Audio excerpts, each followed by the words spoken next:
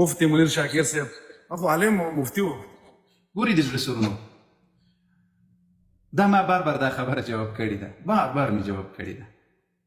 زه دلته په اشخاصو باندې خبرې نه کوم، زه د خلقو په عقایدو باندې خبرې کوم. هغه عقاید مې درته په ګوته کړي دي بار چې دغه عقیده د اسلام خلاف ده، دغه عقیده د دین خلاف ده، دا عقیده د مسلمانانو د اهل سنت والجماعت خلاف ده.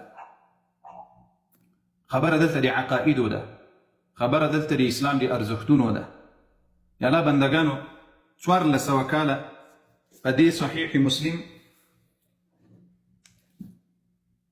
او په بخاري شریفه باندې دا دوه کتابه د تاسو ته په ګوته کړم. دا ګوري دا بخاري شریفه ده 1400 کاله په لکونو علما فقها محدثین راغلي دي. دا صحیح مسلم ده. په دې د ټول امت اجماع ده چې له قرآن نه وروسته دا دواړه صحیح کتابونه دي.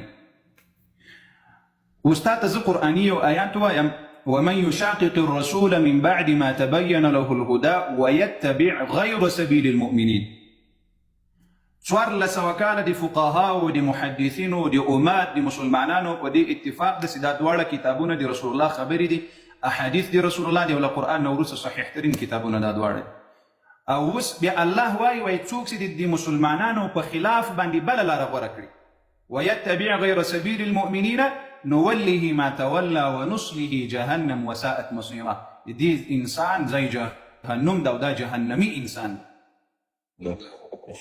دا مې د قرآن خبره، آیات مې د قرآن درته ویل. اوس ګوره یو څوک چې ووایي چې دا د یهودو کتابونه دي، ګوري یوازې د موږ اهل سنت والجماعت وایي که څوک ووایي چې دا بخاري زه نه منم، دا وایي بالکل کافر شو، له اسلام ووتل.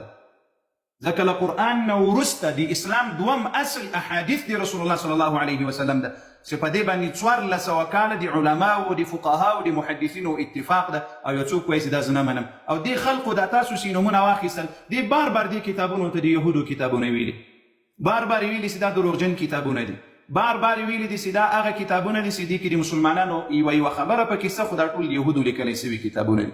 نو موږ له چا سره شخصي تضاد نه لرو، نه د زنده‌باد او د مرده‌باد خبره ده، دلته د دین خبره ده قربانه کلیسا، دلته د اسلام خبره ده.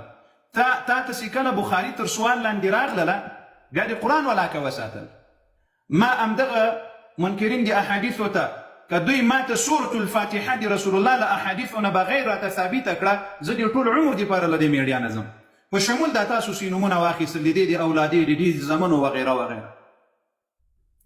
ته چې کله په دې باندې مجبوره کړي چې دا بخاري د مسلمانانو کتاب نه ده، بیا په اساني سره که خدای کوي له تانه دا غیرت هم اخلي چې بیا درته چې دا قرآن هم د الله کتاب نه ده، دا هم انسانانو لیکلی و. نو دا د امت اجماع ده. اجماع خلاف کار چې دې وکړه له اسلامه سړی ورباندې خارجېږي. موږ د اسلام 4 دلایل لرو، اول دلیل قرآن، بیا حدیث، بیا اجماع د امت ده. اوس مثلا زه تا ته یوه خبره د رسول الله صلی الله علیه وسلم وکړم. پیغمبر علیه الصلاة والسلام وایي د ما امت په ګمراهي نه رایوځای کېږي. الله اکبر، متوجه سي دې خبرې ته دي. ما رسول الله رحمة للعالمین صلی الله علیه وسلم وایي د ما امت په څه شي نه رایوځای کېږي؟ ګمراهي.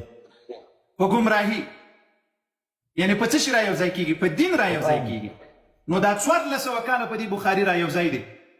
دا د پیغمبر علیه الصلاة والسلام د دې حدیث مصداق ده. د امت چې دوی په ګمراهي نه رایوځای کېږي، دوی په څه شي رایوځای کېږي؟ په دین رایوځای کېږي. نو اوس یو څوک درته راځي او درته وایي چې دا ګمراهي ده، دا سړی بیا پیغمبر مني؟ دا د پیغمبر خبرې بیا مني؟ نو دلته خبره د دې نه ده چې قاري صاحب د خپل پلار دفاع وکړي، یا د رهبر دفاع وکړي، یا زنده‌باد ورته ویل، یا مرده‌باد ورته ویل. نه، خبره د دین د زړه سرونو. دا به له هر چا نه دفاع کوو، که مې پلار ویم په نه به دفاع ځینې کوو د دین. الله دې نه کوي، ځکه ما پلار خو الحمدلله 90 کاله عمر د 90 کاله یې د دې قال الله او د قال رسول خدمت کړی الحمدلله. الله دې طولاني عمر ورنصیب کړي، له صحت او عافیت. خو لیکن خبره دلته دا ده چې د ما د کور د خاندان سړی وي، اوس د دین خبره راغلې، داسې بې لکه مچ داسې وهم په دې چونډۍ باندې داسې. صحیح ده؟ موږ تاسو ته د زړه سرونو دا اوس دغه ورور ته زه وایم موږ تاسو ته باید خپل پیغمبر قدر ولري.